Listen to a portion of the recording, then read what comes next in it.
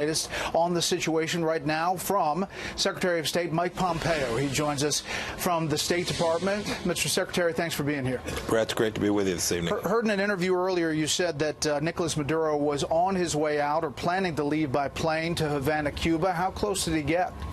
Yeah, it's understanding that he was ready to go. He'd made a decision that we've been urging him to make for quite some time, and then he was diverted from that action by the Russians.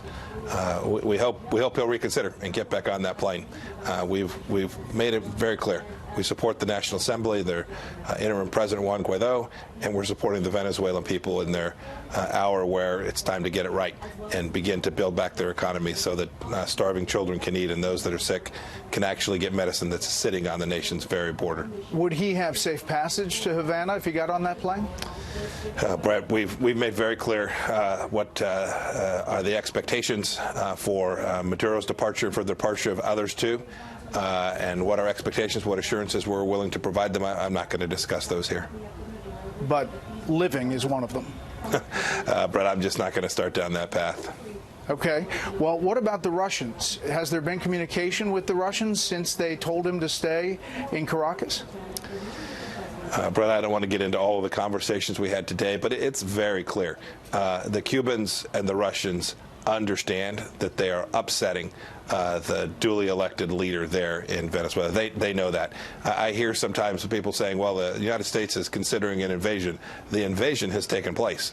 The Cubans have thousands of their officers inside of Venezuela today. They are not there with the consent of the government. They were there with the consent of the thug Nicolas Maduro, but not Juan Guaido, the duly elected leader of the Venezuelan government today. And for the Russians, it's the same. Look, it's time for Maduro to leave. It's time for there to be free and fair elections. And it's time to begin to rebuild this once great economy. You know, you're talking about Cuba and Russia. You have, as you look at the map here, 45 nations around the world have recognized Guaido as the leader of Venezuela, including the U.S. But there are 14 countries that continue to support Maduro: Russia, China, Turkey, Cuba, Bolivia, Iran, Nicaragua, Uruguay, Mexico, Syria, Belarus, South Africa, Cambodia, and North Korea. I mean, are you turning the screws on these countries? How is that pressure building to accept Guaido? So the State Department team's been hard at this. We're now up over 50 nations. I think it's 54 or 56 nations that are supporting Juan Guaido. We're happy to have the 57th the moment we can get it.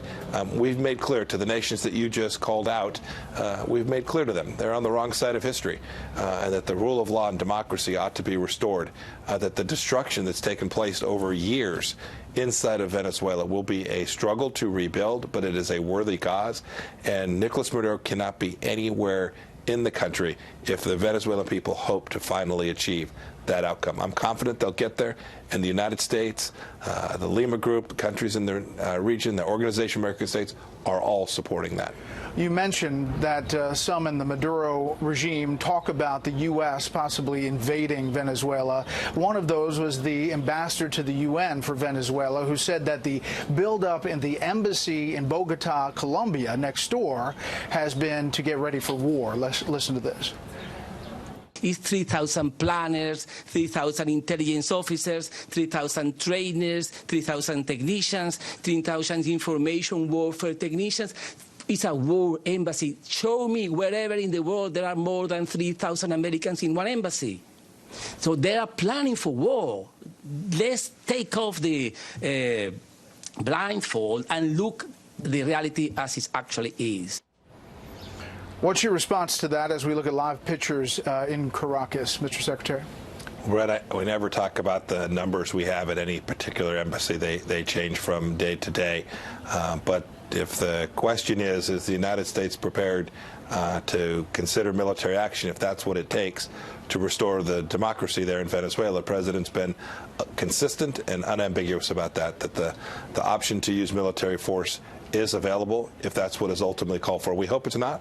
We hope there can be a peaceful resolution and that Maduro will leave without violence. We're watching those who are engaged in violence, and we will hold them accountable. But the president's made very, very clear that we are going to ensure that Venezuelan democracy is restored. Nicolas Maduro did issue a tweet today, and he said, "Nerves of steel. I've spoken to all commanders in the integral defense regions and integral defense zones around the country who have pledged their total loyalty to the people, the Constitution, and their fatherland. I call for maximum popular mobilization to assure the victory of peace. We will win." I mean, Mr. Secretary, that does not sound like a guy that's getting ready to leave. Nerves of steel hasn't shown himself very much today, Brett. While Juan Guaido is out talking to the people of Venezuela, he's on the street shaking hands, rallying people behind him, while Nicolas Maduro has been hiding for the whole day. So much for nerves of steel. As we're continuing to look live there, were you taken by surprise that this happened on this day and not tomorrow? We've been working to restore democracy for months. As events unfold day to day, you can never predict which day particular events will happen on. We've known that there would always be some day that looked about like today, in the sense of the increasing opportunity for Venezuelan democracy, and we're continuing to support that effort. Is there a red line in Venezuela? If Maduro does X, the U.S. does something? We've planned out lots of options. We're prepared for lots of things. I don't want to talk about what particular actions may trigger particular responses. The president just talked about the need for the Cubans to change their ways and what we will do if the Cubans make a decision to continue to engage in violence to take down the duly elected leadership in Venezuela.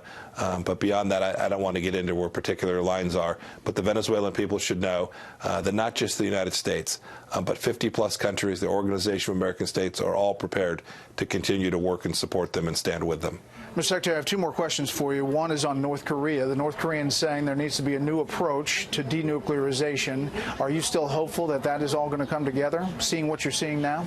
I am. I still remain hopeful, Brett. There's only one real approach to denuclearization. That's to denuclearize, right? To begin to take down the threat. And we're prepared to engage in conversations to arrive at a process by which the North Koreans can see their way clear to fulfilling the commitment that Chairman Kim made back in Singapore in June of last year. Last thing, as a cabinet secretary, would you be questioned by staff members up on Capitol Hill? I haven't given it 2 seconds thought. It's certainly, having served in Congress for 6 years, I don't think it was ever the case that a committee I was on, and I was in probably hundreds of hearings, I don't think in any of the actual committee hearings we had staff members asking questions. Mr. Secretary, as always, thanks for the time. Thank you, sir.